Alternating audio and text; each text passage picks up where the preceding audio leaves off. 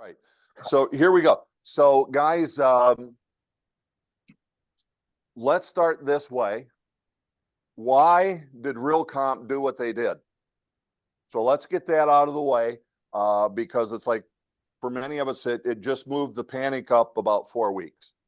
And so many of us were prepared. We've been actually preparing for this. What was it? We said the first was in November when we actually had definite actions taken in regards to the company to be prepared for the date of August 17th. Well, I spoke with Karen Cage yesterday morning, who runs Realcomp. And the issue is that she's got 4 or 5 vendors that she's got to work with. Okay. So the staff at Realcomp don't put all of that stuff together. They're dealing with other companies and 4 or 5 of them who are servicing other other MLSs throughout the United States. So in the end, I'll put it in my words.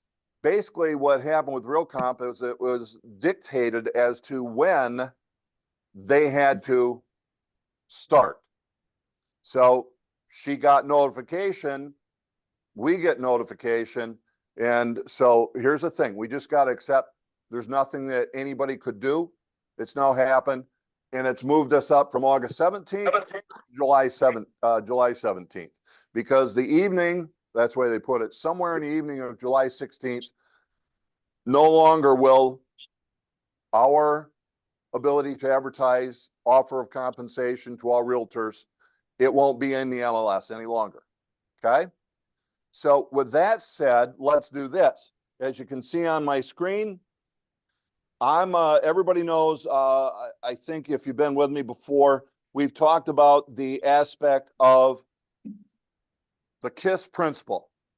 Have you heard the KISS principle? Keep it simple, salesperson. Most of you got that answer wrong. So I do a little bit more, we'll call it politically correctly and calling it keep it simple, salesperson. So let's keep it simple, because here's the bottom line.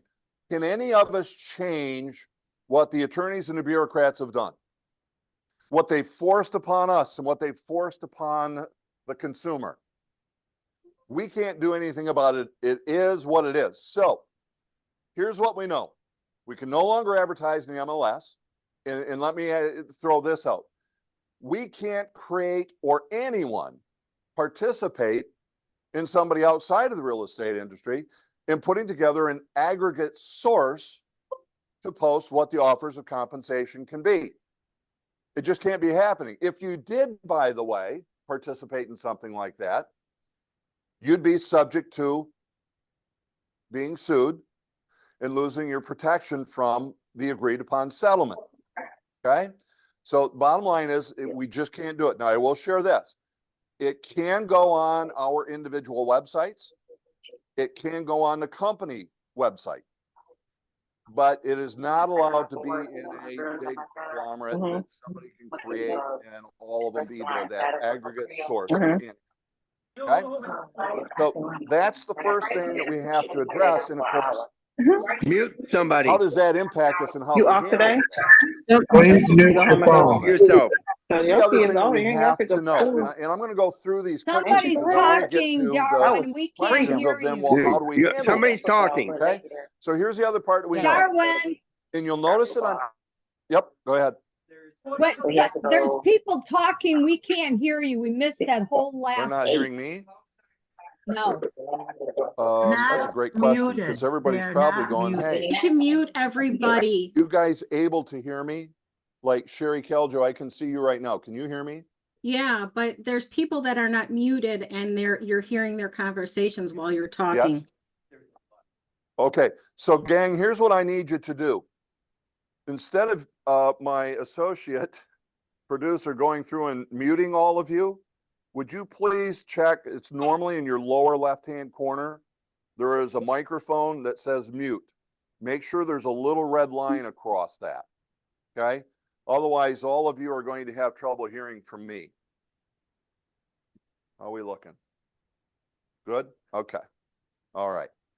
So here's the other part. Notice that I put these in quotes. Well, they can't see this. Can you maybe get it up on the TV too. So it says in the settlement, this is the change of the other change. We must have a signed agreement. Now, that does not say exclusive right to sell agreement. Okay?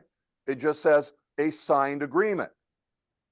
And I think there's reasons for that. And there's going to be developments that we still have to take care of. And it says prior to touring a home while working with a buyer. Okay? So that's the other big change. Now, in simplification, here's what it means. Before you show a home, you got to get a signed agreement. Okay? So we're going to keep it that simple for right now. What was the effective date? And it still is in reality. This was a drop dead date for all MLSs and all realtors to make the switch. For us, it got moved forward. By the way, if you're not part of Realcomp, don't worry. We know MI Real Source is going to shift a little bit early, and it is going to impact each. Okay? Meaning this, if you're looking at an MI Real Source listing in Realcomp, you won't see compensation. Those fields are simply eliminated. They won't be there.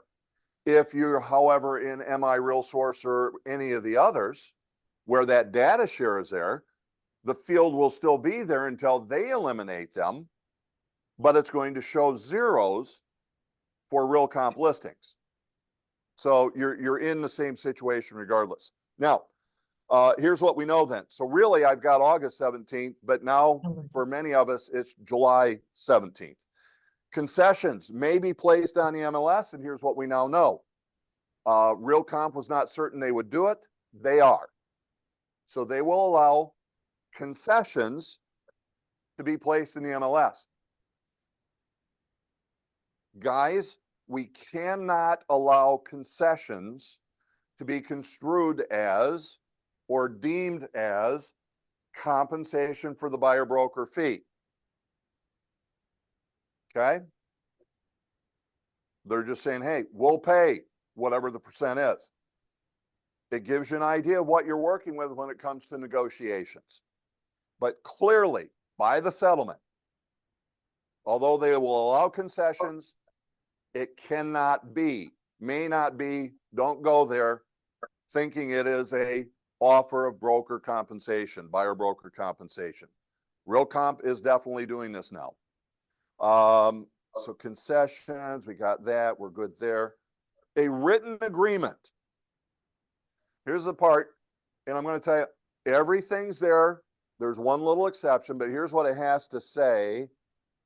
A specific conspicuous disclosure of the amount of the rate of compensation the participant will receive or how this amount will be determined. Bottom line, the buyer representation contract is already set. If you've been using it since the first of the year, you're already covered. Nothing to change. Now, okay, hands up. I won't call any names out other than my own. Guys, just, you don't have to answer this. You don't have to raise your hands. But when were we getting our buyer agency contract signed and when we were doing our agency disclosures? Okay, now that we've all answered that within our own minds, let me ask you this. When are we supposed to disclose our agency? I just always like to let that go through a little bit. Prior to the exchange of any confidential information. Now, how many of you have already recognized that you have been violating the law?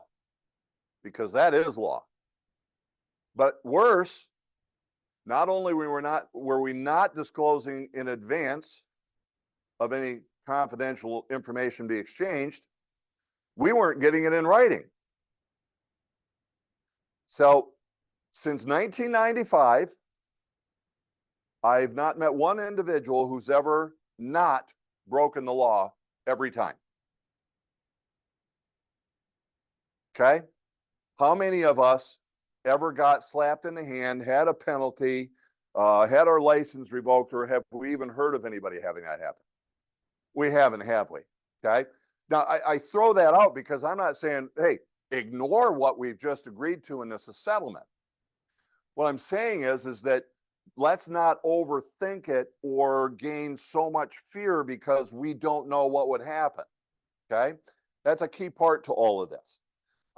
It's just what we know is we've got to have the type of agreement which we've already rolled out at the first of the year. The buyer's contract, 100% ready to go.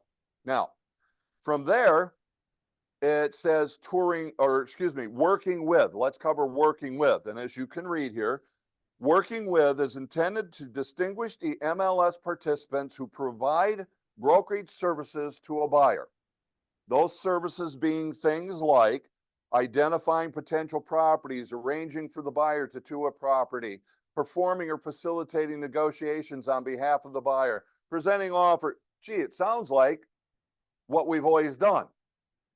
So it says, if you're doing what you've always done, then you are working with a buyer. Now they then, with that little hash, they're separating it. They're saying, now that's different from an MLS participant, like at an open house or providing an unrepresented buyer access to the house. Key with this, they have listed. Okay. So if you have a house listed and somebody says, I want to see that house, you can go show them that house because you're not working with that buyer. You're actually working for that seller. Okay. Now, here, you guys can read. I'm not even going to worry about that part. Okay. Because there's going to be lots of scenarios. We're all going to come in, but I want to understand the basics so that we can actually get some of these open-ended questions that we really, I think, still got to have answered. But this is a key part because here's the next part. The touring homes. Here's the way they've defined it.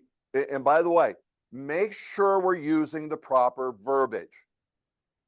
It doesn't say that anybody has to sign an exclusive right to represent, a exclusive buyer agency contract.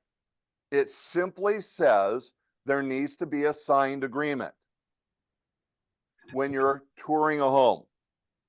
So if you've been using, well, you got to do this. No, I just got to have a signed agreement. And those signed agreements can be very, very weak, and it doesn't have to do much more than state how much you're getting paid or how much you're not getting paid. But that has to be addressed as part of this agreement. So touring a home means that when the buyer and or MLS participant or other agent at the direction of an MLS participant working with the buyer. Now, by the way, that means we look at it this way, working with, they just construed it with working for. So it doesn't matter if you represent them or not. You're working with them, okay?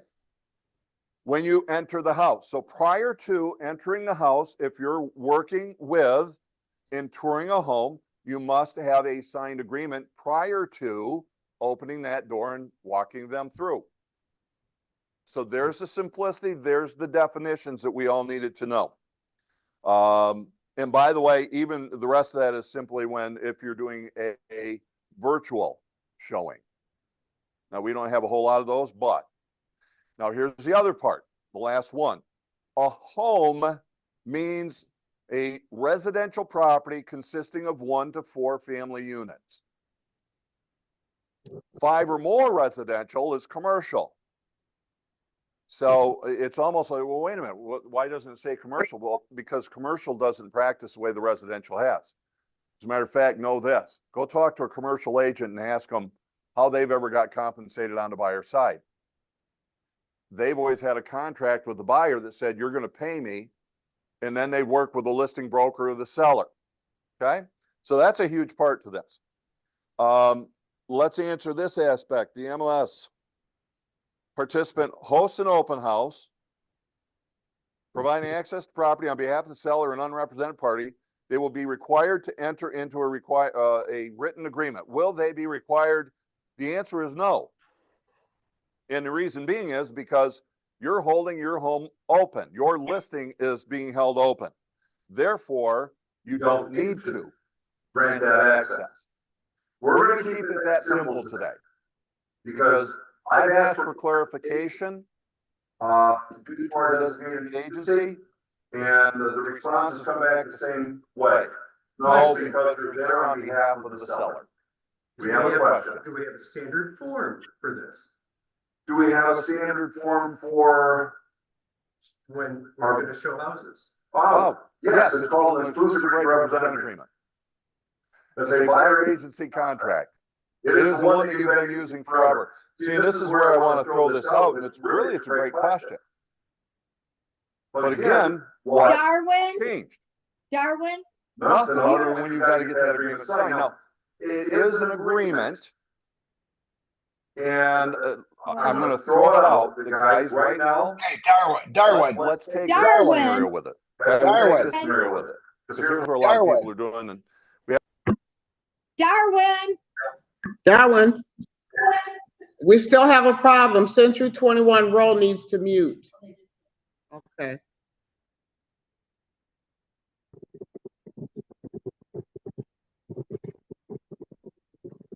I think they had him on 2 cameras.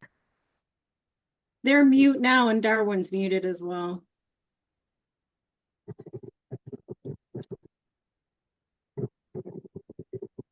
I guess he can't hear you. He's not on the camera. this is terrible. Or muted. I'm Oh, missing you must so have muted much. me. I bet that's going to make a big difference. Can Turn this on. Oh. Gotcha. Yeah. Nope. And instead of, and since everything's turned down, we can't hear them, if they weren't putting it in. Yeah. chat, everybody's. Yeah. So guys, I'm going to ask you all to do me a favor. Because of our setup here and my speaker is not working on either of my 2 computers, we've got a third one and trying to hear you from the side, but it's not working. So if you have any questions, any statements, go ahead and put that in the chat. And Jeff will catch my attention to it. Okay, so use that chat room if you would. So the answer to that question, you're going to use the exclusive right to represent, the buyer agency contract. That's what you're going to use. Now let's create the scenario that everybody's had, and I've answered this one a lot. What if it was not your listing, like you got a floor call, something came over the internet, and it was, gee, Bill, just show me the damn, I just want to see the damn property. No, I don't want to sign an agreement. No, I just want to see the damn property. Okay, well, here's the question. If you knew that not having an agreement, you would not get paid, would you go show the house? You could go show it and have no contract and you would not get paid. Would you show it? You're not going to get paid. Why would you do it?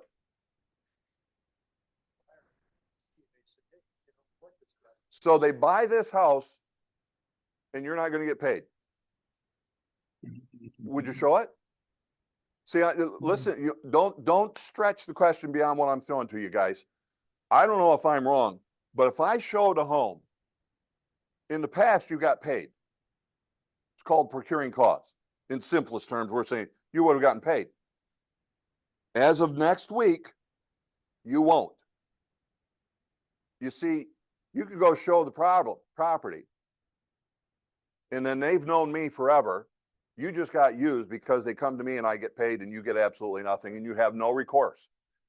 Okay?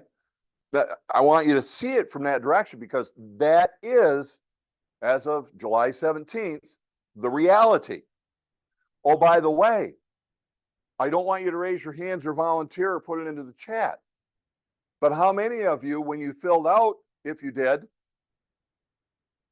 filled out the buyer agency contract, either put 0 or left it blank as to what your fee would be?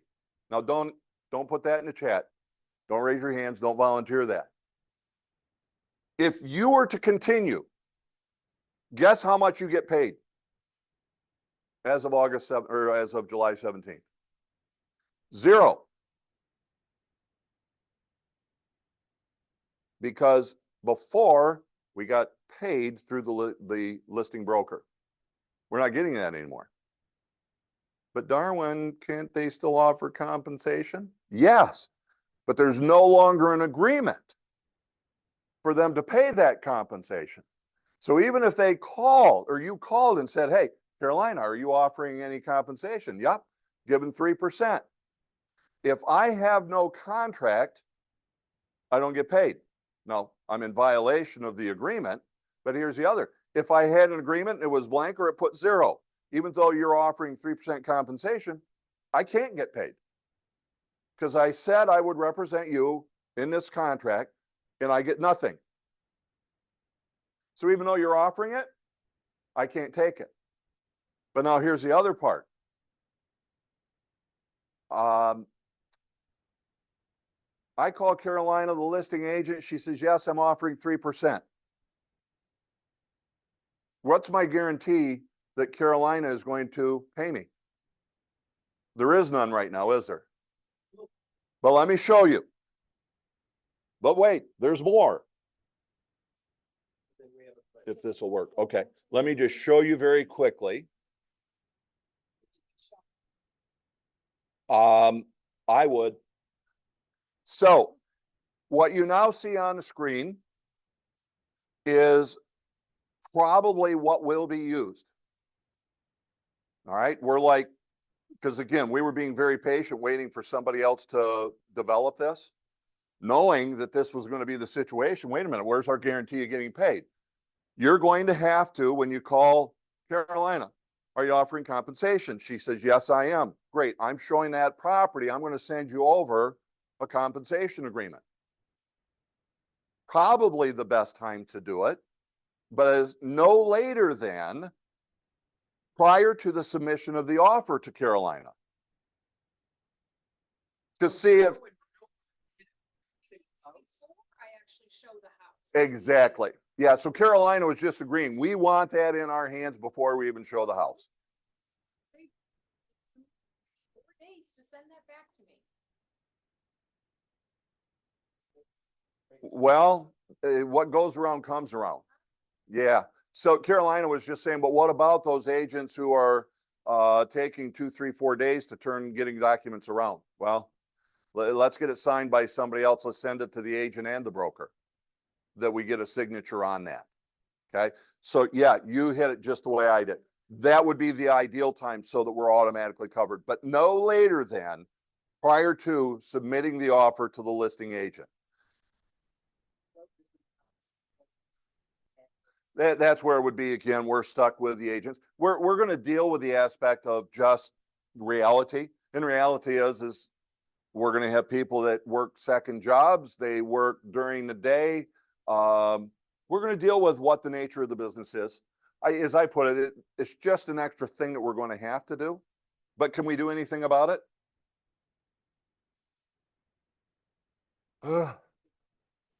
Well, here's the key.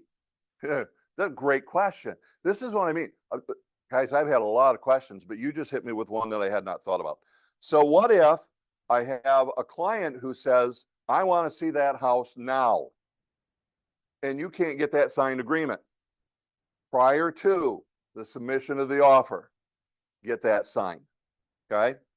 So bottom line, just in showing this, was there a question? Okay, got a couple of questions, but here's the bottom line. You guys can take a look at this and you'll see that in reality, it's a very simple agreement. Okay, so this agreement, when will it be available for the Century 21 Row and the Caldo Banker agents on Realcomp? So Or whatever. it will be fairly quickly, and if Realcomp is as good as they have been with the submission of forms, it should be up before the 17th. Well, yeah, 16th would be ideal, but before the 17th, when most likely we're going to need it, is the way I would put it. So your managers have a copy of this. Technically, you're covered until and through the 16th of July. July 17th, you're no longer covered. We're going to need this agreement for certainty of payment when we're receiving it from the listing broker. Yes, yeah, guys, these will be available in your office. Just check with your manager. They've already got this. Okay? Can something be added to I have the color? Oh, there are other Oh. question. We'll go here first. If you have a question, put it in chat. Okay. Carolina, you had a question. Showing 3 or 4 houses at once One buyer. to the same buyer. Every single one of those. I'm going to have to get one of those from each of those brokers on each house. So even if all of them were the same broker, exactly, we're going to need one for each house. So before the submission Can the of the form be offer, attached to? I would get these signed. And yep, as Carolina was saying, I'd get them before I even go show. One that they decide to go list, or write an offer, and it's one that I haven't gotten. And I haven't got it from. Yeah. What if I go show the property I didn't know? So let's put a little bit more comfort to this. Let me shift for a second here, guys. Whoop. Ask them again to pose questions. Yeah, guys. So it's out there, and oh wow, I just recognized how many people are actually watching. My nerves just went. Oh, just kidding. So guys, if you have questions, again, because of our ability to hear you, I need you to go ahead and type them into the chat room. I got Jeff standing beside me and in my ear going, okay, we have a question. So put them into the chat room. That way we can address them. Let me shift. We're staying the same, but we got to shift.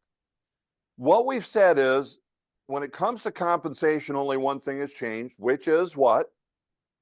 Can't be advertised in the MLS.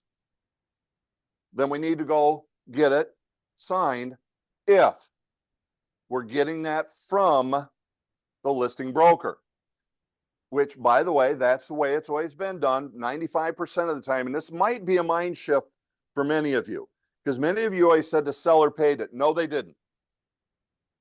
You got compensated because the listing broker offered compensation and were bound by what they placed in the MLS to pay that amount of compensation. They were bound to do that. Again, that was called procuring costs. So that's still one source that we could get paid by. So we had a little pre-conversation here in Livonia. Guys, I want you to think, in the absence of a listing broker, who else or where else could we have gotten compensation from? I'm letting them think for a second. It's called the seller. As a matter of fact, when we take a look at the listing contract, if I can get this to slide to a different direction, be patient with me for a second.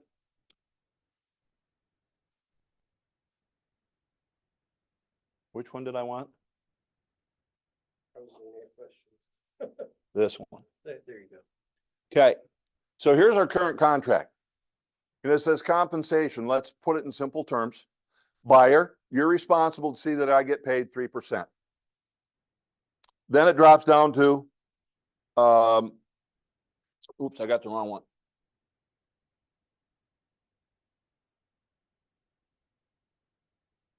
You're responsible to see that I get paid 3%. Then it drops to the next paragraph, paragraph 6. Any money that I receive from the listing broker, we've addressed that, or the seller will get credited toward this amount. So in the absence of a broker paying the full 3%, of the absence of a listing broker paying anything, where would you as a buyer, knowing that you got to give me 3%, your buyer's broker, where would you get that 3%? If you didn't get it from the listing broker, you're going to get it from the seller. So as a buyer, you simply make it part of the negotiation. And some of you are going, oh, man, that's got to be difficult. I don't know if I could do that. But wait a minute. If you've ever sold a for sale by owner, this is what you already did. The only difference is we might have went in advance of the showing, and we might have got a one-party agreement or a commission agreement with this seller that they would pay the compensation. We just did in advance. Well, here's the thing. Now we've got a buyer who knows that they owe us 3%, because prior to touring the home, we signed an agreement, in our case, our exclusive buyer contract. They know they owe us 3%. They know that most of the time we're going to collect it, or at least we have. We'll see what the future holds. We've collected it from the listing broker.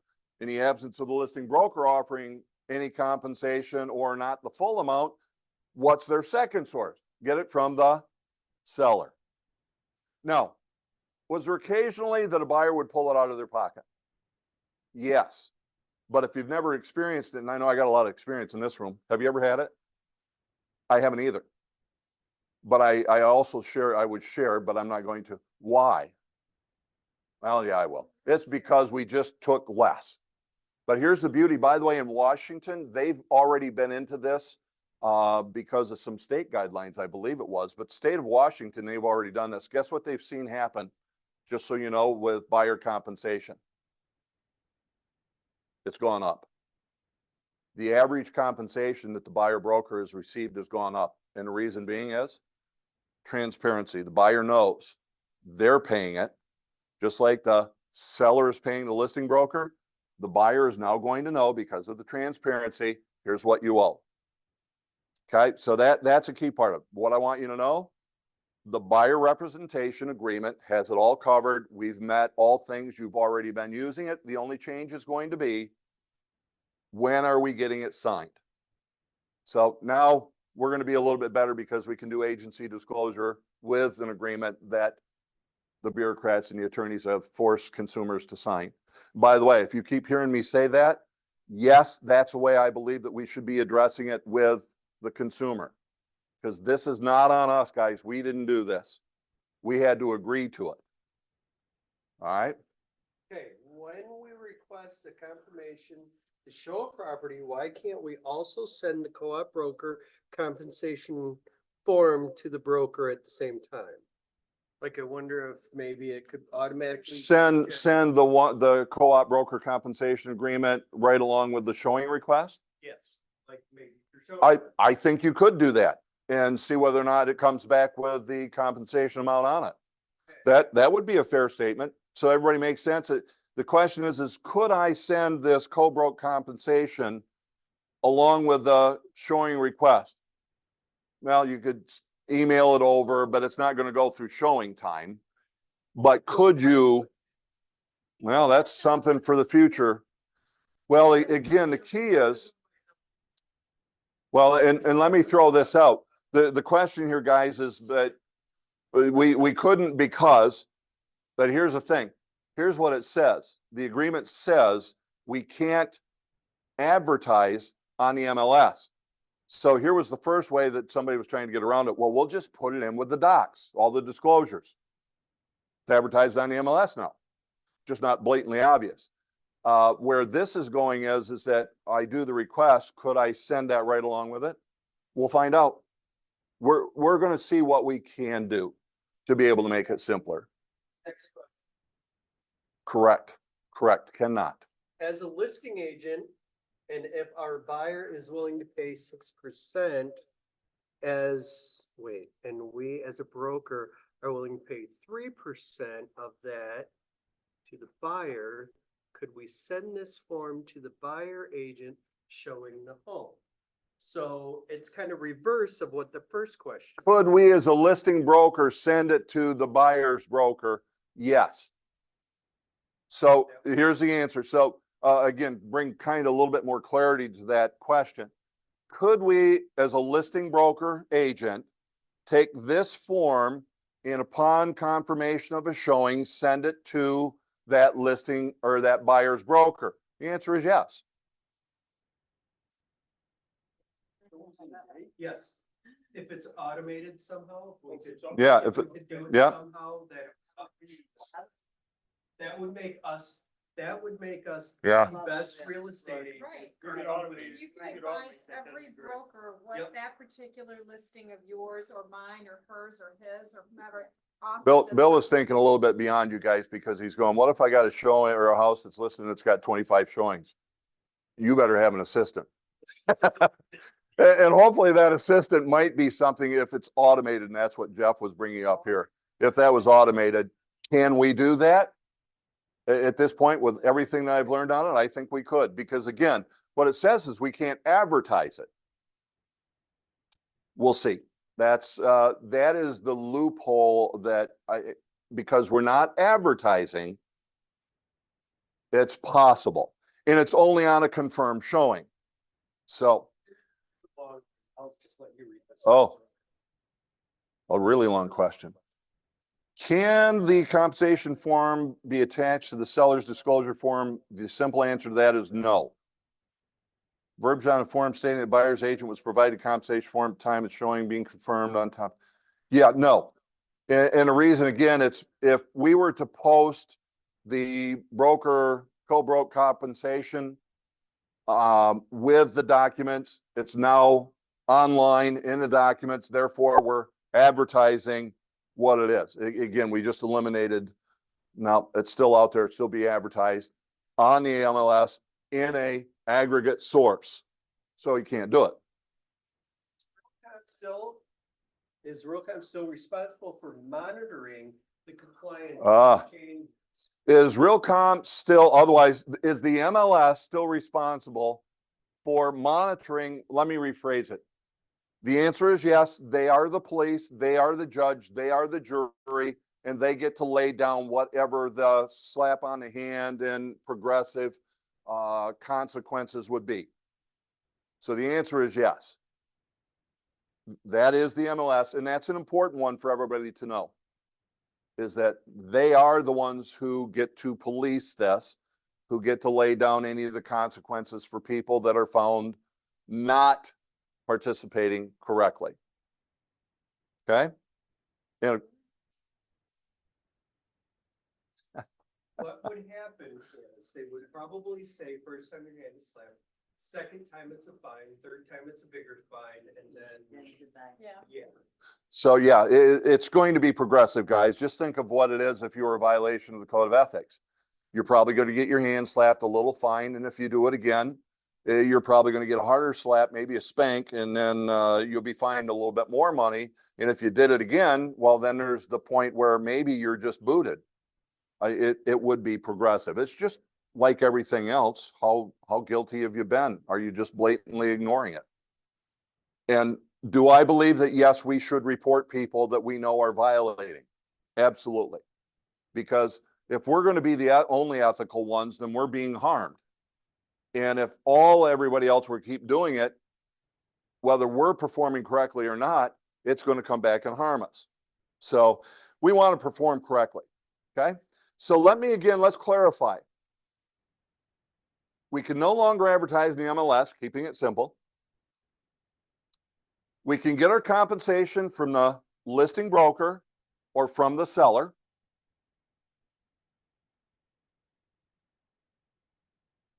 And the really strange event is maybe instead of building it into the transaction, the buyer just says, look, it's 0.5%, I'll pay you.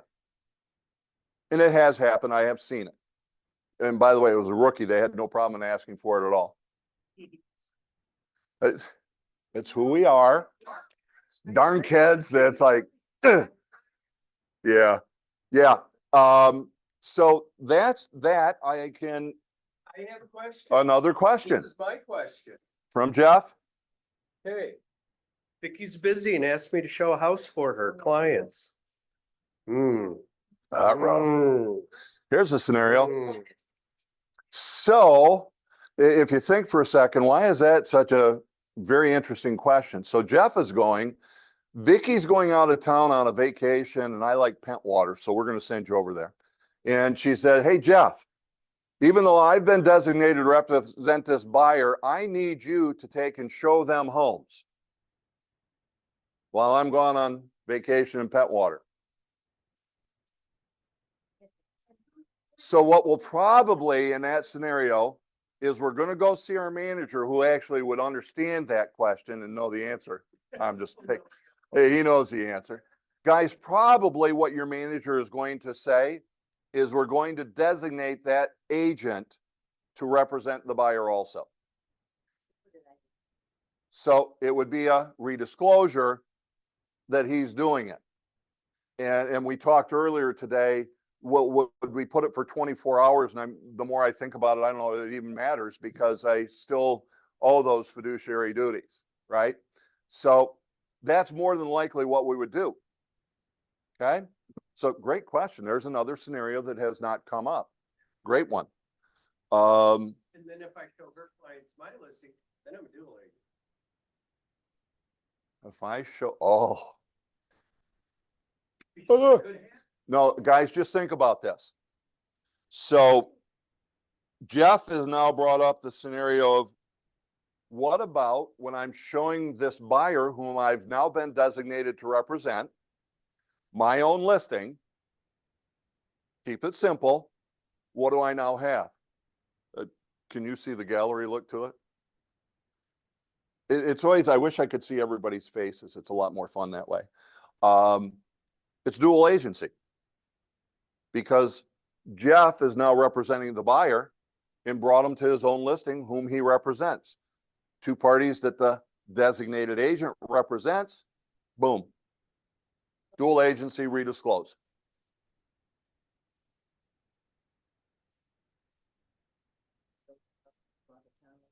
Oh, yeah, it not a requirement. So what Vicky just asked is, what about with that situation if we know that that's going to happen?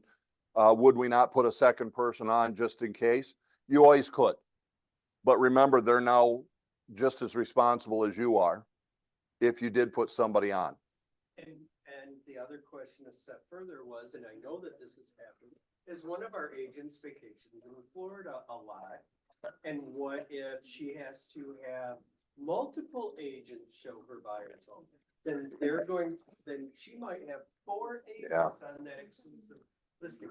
Yeah. So what Jeff was just bringing up, if I'm an agent who goes to Florida quite often, but I'm not there for 6 months and then back for 6 months, but I go there 2-3 weeks at a time, I may have multiple agents. Well, you're going to want to figure that out because, again, if we keep this simple, what's changed? There's no longer advertising compensation in the MLS. I have to get a signed agreement before touring homes. How do you handle it? So what I can share with you is everything's here. By the way, for the aspect of a buyer getting compensation from the seller, the buyer is putting it in their purchase agreement. The buyer is going to put it in their purchase agreement. Let me see if I've got that here. Yeah. I don't know that I opened it up, Jeff, but let's see if I can. I can check my email too. That's late. I want to, here it is.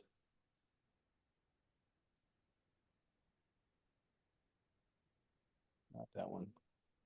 So very simple verbiage, guys, is in essence, it's no more than seller to pay buyer broker's fee of 3% of the purchase price. So what you'll do, knowing that everybody's using Remind Docs Plus, right? You'll get that before the end of the day. Okay. It is in Remind Docs Plus under the clauses. If you're not, if you're a part of Realcomp and you're not using Remind Docs Plus, please let me know why, so that I can help you get over your roadblock in simplest terms. And then I'll sit down for as long as they want. And Jeff, yeah, for you guys in row, Jeff is here for you guys to be able to learn from him on that. Who knows it maybe even better than me. So there's that simple clause. It's in the clauses. All of the managers have this. Okay. This will simply drop into additional conditions on the purchase agreement. And the question has come up, well, I thought we couldn't be a part of the negotiation or negotiate commissions. Well, a mere technicality, but here's the issue. We've always been able to do this. We've always been able to do this, but it's not us who's doing it. Who's doing it? The buyer is. The buyer is part of the negotiations and figuring out how they want to be getting the money to pay us has decided, well, if the listing broker is not doing it, let me build it into the purchase agreement. Okay, again, very, very simple. And in reality, even though we may not have done it before, as a practice, this is something that's been out there in the market. Okay. Now from there, let's start with just some other general questions, because that kind of covered the meat of what I know, if we haven't been educated, we needed to know. So like, is there anything else that it's like, well, how do I handle this? Currently, have a client I've been working with for 3 months. Okay. Submitted offers. Client I've been working with for 3 months. Currently working with buyer, submitted few offers for him already. Oh, this is going to be a good one. Lost and lost and lost. Yep. Now I have to go back to this buyer and tell them that at this point, they are going to have to pay me whatever. is So the necessary. question is that now I've been working with this buyer and we've submitted all these offers. We didn't get them. Most of you will have already signed an agency disclosure and an agency contract with them. Now, if there's anyone who hasn't, guess what? You got to get them to sign a contract, because as of next week, July 17th, you will no longer get compensated. There's no guarantee of payment without having that buyer contract stating what you get paid. Simply stating that I'm going to get paid 0 from them. I already know this Why would you get nothing? because they can't afford it. Oh, wait. This isn't actually, this is kind of a neat, I'll say, perspective. So let's say I am one who I haven't had them sign, and the price point that these buyers are at, we've all had this. You know, I got a champagne taste with a beer budget. So they want this, and this is really what they can afford. And the reason they keep losing is because they haven't got. Well, I believe, unless if agents are really weak, the best way to market a property is to make sure that there's still compensation in the transaction and in the marketing price. The property is more marketable when the seller is offering the compensation. Now, when I say that, they either paid the listing broker enough to offer compensation, or they're offering compensation themselves. Okay? In one case, we have the co-op broker agreement, compensation agreement. On the other, the buyer's building it into the purchase agreement. So if you're, I'm going to do it. If you're old enough, you'll remember Ragu.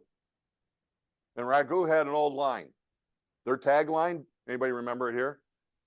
It's in there. Their tagline was, it's in there. It was like, if you were thinking that something should be in this spaghetti sauce, it's in there. Remember, that was how they said it. It's in there. Well, guess what? When it comes to the compensation for a listing broker and a buyer broker, it's in there. It's in there. Somebody's getting it. Now, if it's a seller, who do they hope gets all that compensation? The seller. But if you're the buyer, what do you want? We've dealt with this all along for sale by owners. But even when there was no agent involved, no broker involved, somebody got that compensation. And we believe most of the time it was the buyer, and the seller thought they were successful in selling their home. Well, they did sell it on their own, but did they net the most money possible? Probably not. Okay. So we've got to operate under the same thing. Don't separate it out of the transaction, guys. This is what I want you to see. Don't separate it and go, well, now there's this additional fee because it's already in there. So even in the absence of, take a FSBO. If you've made for sale by owner calls, hi, are you willing to compensate? Nope. Well, would you let me sell it? Yeah, but I'm not going to compensate you. No problem. My buyer is responsible for seeing I get paid.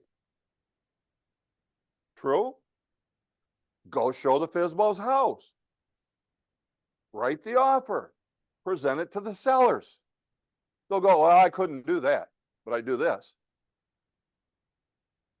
And if they're really silly because they're going, well, I told you I wouldn't pay any compensation. Oh, well, you're not. See, the buyer was actually going to offer you a 97,000. But remembering that they're asking you to pay it, they raised their price up to 100,000, just building it into the transaction so they didn't have to pull it out of their pocket. Isn't that what we would do if they really don't have it? By the way, I've got an answer for almost everything. And when I don't, I'll make one up really quick. So go ahead, Vicki. On the listing agreement, got a 6% commission. Now, matter of fact, so Vicki's saying, now do we show the compensation? I want you to think, if you haven't looked at the exclusive seller contract, listing contract, take a look at it, because it says, here's the total compensation.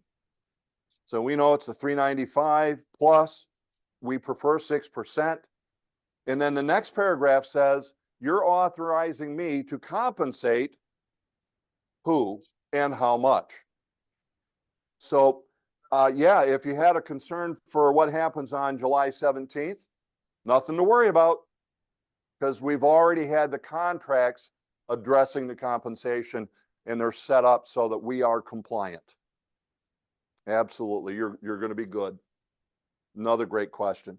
Okay, Vicky's going on vacation. She asked me and Carolina to show houses. She adds both of us to that buyer agency contract. We each show one house, and then she sells them a house, but our names are on that buyer agency contract. Does that mean Caroline and I split that whole 3% that we asked for? So obviously what we're going to have is when that agent addresses us asking us, we're going to have a statement as to how our compensation would occur. And by the way, I would always suggest that you put them in writing, because that way what's in writing cannot be misconstrued, I guess is the way I would put it, unless if you didn't write it real clearly. But that's the way that we would handle that one. Guys, what other questions might you have that it's like, because if you heard fear is false evidence appearing real. I show a lot of houses for other agents. I get paid by the agent just to show it. You know, from $50 to $100. Was that any of this affect that? So Tom, you're good with that? You're actually doing what we said you would want to do in arranging with that buyer's agent whom you're subbing for. That's exactly what you would do. You'd have that agreement and you're good to go. Okay. But yeah, the only thing is what moving forward, you might want to be seen or look at designated agent. In this case, check with Luigi as to how he's going to want you to handle that. It's a new one that we hadn't thought of prior to. So we'll look, and we're always going to be talking and directing as far as leadership as to what the best way will be for us moving forward. Okay, so Luigi is your guy there. Do we got anything else on there, guys? Anything in the chat that we need to? Well, all right, well, guys, then let me remind you that of the HRC Agent Development channel on YouTube. Any of the emails that you receive from me has that in my signature that you can just click on it. That'll take you directly to it. All right. There are numerous videos from Hot Topic Tuesdays, the deep dives. Chris and I just sent out a short, very simple and specific one yesterday. And we will work to be able to get this online. I don't know if it will happen immediately, but we will get this out there. And with that, we don't see anything else. Everybody, thank you. Thank you for joining us. Thank you for your comfort, staying calm, and thank you for being better than all of our competition. So with that, have a fantastic Friday, a fantastic weekend, and know that everything's still normal. Have a great week.